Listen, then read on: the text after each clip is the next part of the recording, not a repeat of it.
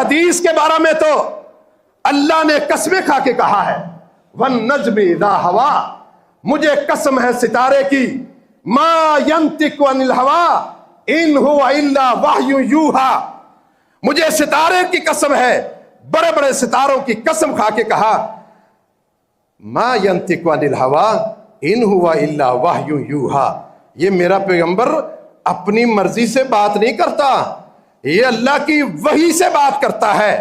آپ اپنی مرضی سے بات کرتے ہیں، میں اپنی مرضی سے بات کرتا ہوں، صحابی اپنی مرضی سے بات کرتا ہے، ایک امام اپنی مرضی سے بات کرتا ہے، لیکن اس ہستی پر اللہ نے پابندی لگا دی ہے۔ اللہ کے نبی فرماتے ہیں کہ اللہ نے پابندی لگا دی کہ میں جب بھی بات کروں گا اللہ کی وحی سے بات کروں گا۔ یہ کسی اور کے بارے میں کہہ سکتے ہیں، صحابی کے بارے میں کہہ سکتے ہیں، کسی تابعی کے بارے میں کہہ سکتے ہیں، کسی امام اور محدث اور پیر کے بارے میں کہہ سکتے ہیں، یہ اپنی مرضی سے نہیں بات کرتا، یہ اللہ کی وحی سے بات کرتا ہے۔ کہہ سکتے ہیں کسی کے بارے میں۔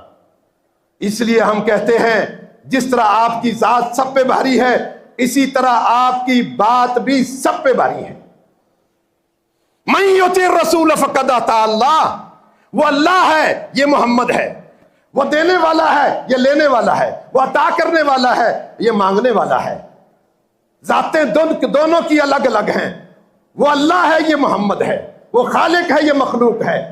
ذاتیں الگ الگ ہیں، لیکن اللہ نے کہا مَن یُطِعِ الرَّسُولَ فَقَدْ اطاع اللہ، جس نے اللہ کے رسول کی مانی اس نے اللہ کی مانی، بات دونوں کی ایک ہے۔